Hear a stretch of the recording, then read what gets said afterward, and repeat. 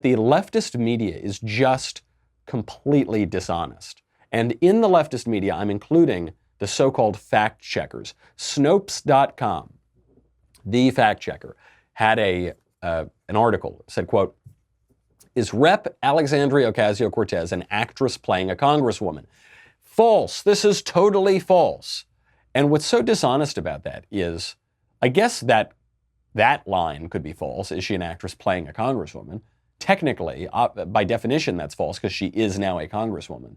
But if the point of that article is supposed to be, was she simply cast in this role by Justice Democrats who ran everything that she was doing up until very recently? And that is obviously true. She has admitted that that's true. The Justice Democrats have admitted that that's true. We've all seen it with our own eyes. But the media just can't give you that reality. It doesn't go along with their narrative. So they put out an article that is 99.9% a lie in order to serve their narrative. And then the third thing that this shows, this is the most difficult part, the left is much harder to defeat than just one or two politicians. We think, you see AOC or Ilhan Omar or Rashida Tlaib or somebody like that, and you think, I really don't like that person. If I just get them out of Congress, then the country will be better. When it comes to the left, they don't really matter that much, those individual people.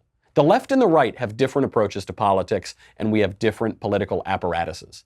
If you take out one of the right-wing political stars, you have seriously damaged the right. If you take out a left-wing political star, you haven't, because the left operates in a much more institutional way than the right does. The right is much more individually focused. We have our star politicians. Obviously, we have Trump, for instance. We have our star media figures. Then we have a handful of think tanks, and that's it. That's our political apparatus in the country. It's pretty much just these individual personalities. For the left, it's much more institutionalized. They have some star politicians, that's true. They actually don't have very many star media figures. They don't have a Rush Limbaugh. They don't have a Sean Hannity. They don't have a Tucker Carlson. They have a few smaller media figures on MSNBC, like Rachel Maddow, for instance. That's my second job, obviously, is I put my Warby Parker glasses on. I go over to MSNBC because I need a second income. But their ratings are very low over there at MSNBC. And the same thing is true they don't really have radio. They tried to do left-wing talk radio. It totally failed. What they have instead of media stars is they have media, quote-unquote, watchdog, media operative groups whose purpose is not to put out their own content, but to get the right-wing content fired, because we rely on media personalities on the right. And so they have groups like Media Matters and others whose whole job it is to watch our shows and then try to get us fired and try to get our advertisers boycotted. So they've got that.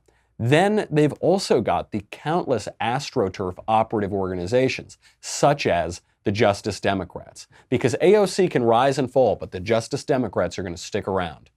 The individual politicians can rise and fall, but the George Soros Open Society Foundation network that funds all of these left-wing AstroTurf groups, they're not grassroots groups, they're not organic, they are AstroTurfed in from above, those are going to stick around.